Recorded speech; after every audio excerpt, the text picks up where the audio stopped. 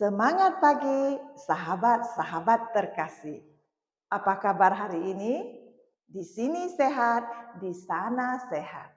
Berjumpa dengan saya Norma di kanal YouTube Rehat. Renungan Harian Sehat. Rehat hari ini, Kristus Raja Damai. Yohanes 14 ayat 27. Damai sejahtera kutinggalkan bagimu, damai sejahtera kuberikan kepadamu. Yang kuberi tidak seperti yang dunia berikan kepadamu. Janganlah gelisah dan gentar hatimu. Sahabat-sahabat terkasih, di dalam kehidupan ini banyak orang-orang mengisi aktivitasnya dengan berbisnis, ada yang bersosial, ada yang berpolitik. Ketika orang-orang ini mengalami letih dan lesu karena beratnya beban hidup yang mereka hadapi dalam melakukan aktivitas itu, mereka akan mencari hiburan dengan berbagai macam cara. Misalnya, ada yang pergi ke tempat hiburan malam, pergi ke tempat karaoke, pergi ke tempat kafe, nongkrong di warkop. Namun, seringkali yang didapat di sana hanya kesenangan dan kegembiraan sesaat. Begitu saja didapat, sebentar akan hilang. Tidak seperti yang Tuhan Yesus janjikan. Sang Raja Damai memberikan kita, menjanjikan kepada kita, damai sejahtera akan kuberikan kepadamu, damai sejahtera akan kutinggalkan bagimu. Janji Sang Raja Damai bisa kita peroleh jika kita mengasihi Dia dengan cara mengasihi sesama manusia, terutama kaum miskin, dan mentaati perintahnya. Maka damai sejahtera yang dari Yesus Kristus senantiasa beserta kita. Tidak seperti kesenangan dan kegembiraan sesaat yang didapat dari pemberian dunia. Oleh sebab itu, tetaplah teguh berpegang pada sabda Tuhan dan tekun melakukannya. Maka kedamaian ilahi dapat kita peroleh dalam kehidupan kita. Dan kedamaian ilahi tersebut tidak dapat direbut oleh siapapun juga. Sebab Yesus berkata, Yohanes 14 ayat 6, Akulah jalan kebenaran dan hidup. Tidak ada seorang pun yang datang kepada Bapa kalau tidak melalui aku.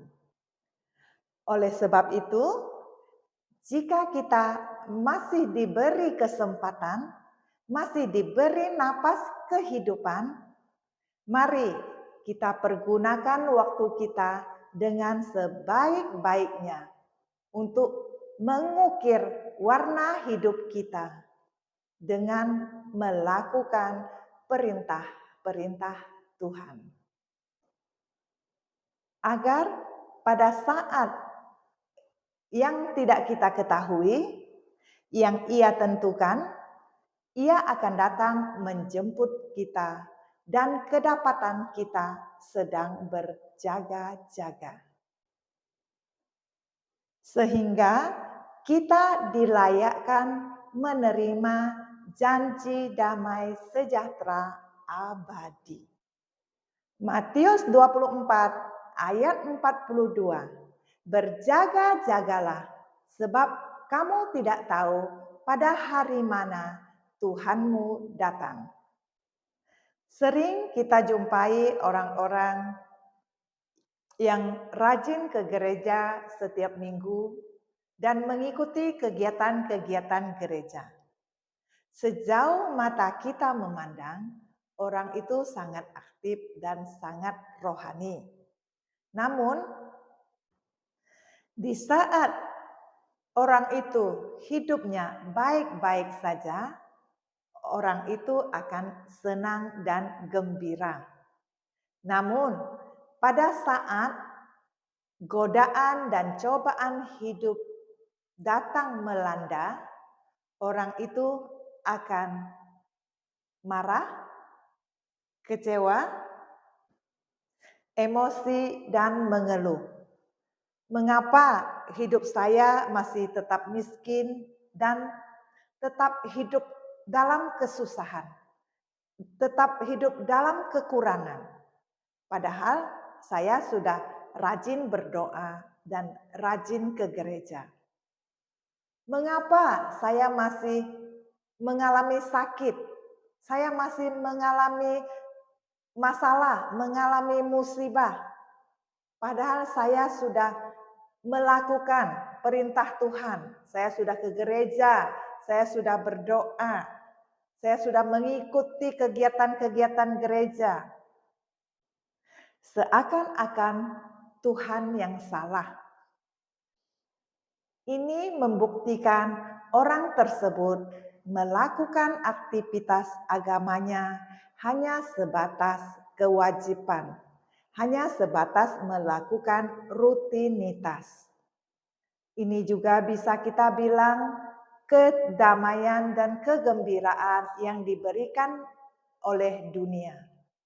Mudah didapat, senang sesaat, akan hilang dengan cepat tanpa bekas. Beda dengan orang-orang yang menjalani hidupnya dengan melakukan kegiatan agamanya dengan sungguh-sungguh menghayati dan meresapi apa yang diajarkan oleh Tuhan. Sehingga iman kepada Yesus yang dia miliki terpancar dari warna-warni kehidupannya. Orang seperti itu ketika badai melanda hidupnya, ia akan tetap sabar, tenang, mencari Tuhan di dalam keheningan.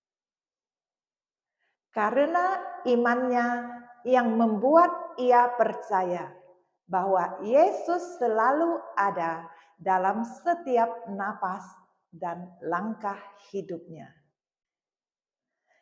yang menghantar dia sampai pada damai sejahtera karena dialah Sang Raja Damai.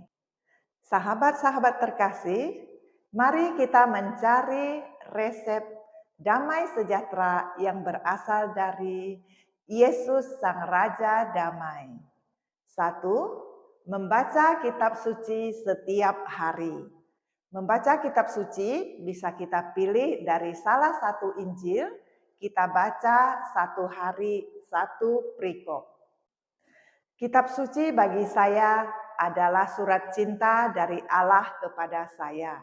Begitu juga kepada semua umat yang percaya. Kitab suci juga mengandung pengetahuan iman. Ketika kita membaca setiap hari, kita mendengarkan dan kita pandang dari sudut kacamata iman, maka iman kita akan bertumbuh. Relasi intim yang terjalin dan kepekaan kita mendengarkan suara Tuhan, itulah yang menjadi dasar untuk kita aplikasikan ke dalam hidup keseharian kita. Sehingga kita dimampukan untuk lebih sabar dalam melayani keluarga kita. Dan kita lebih sabar menghadapi karyawan, pelanggan, serta teman-teman sepelayanan di komunitas maupun di gereja. Sekarang saya lebih sabar dibandingkan dulu sebelum saya membaca kitab suci setiap hari dan mulai mencintai kitab suci. Namun, kita dimampukan untuk mendoakan orang lain, mendoakan imam, mendoakan gereja, mendoakan negara, mendoakan sahabat-sahabat kita, dan mendoakan orang sakit. Bahkan kita bisa mendoakan orang yang membenci kita. 2. Berdoa. Doa adalah makanan rohani yang penuh gizi, yang harus kita santap setiap hari, agar tubuh rohani kita sehat dan kuat, sehingga roh kita terjalin mesra dengan Roh Kristus, Sang Raja Damai. Sehingga kedamaian tidak hanya dirasakan oleh kita yang berdoa, namun semua orang yang kita doakan turut merasa damai, karena Roh Kuduslah yang bekerja dan berkuasa di dalam hidup kita. 2 Timotius 3 ayat 15.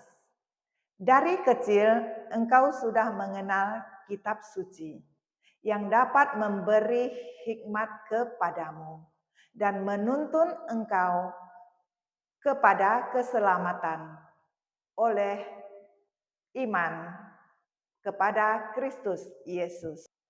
Sahabat-sahabat terkasih, pernahkah Anda merasa damai di dalam hidup Anda?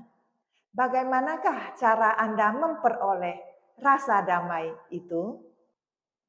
Mari kita jadikan doa dan sabda sebagai jalan menuju Yesus Sang Raja Damai, agar cahaya Kristus terpancar dari setiap warna kehidupan kita dan menyinari banyak orang. Semoga sharing ini menjadi berkat bagi kita semua. Terima kasih Anda sudah like, subscribe, dan bagikan video ini kepada saudara Anda. Salam sehat, Tuhan Yesus memberkati.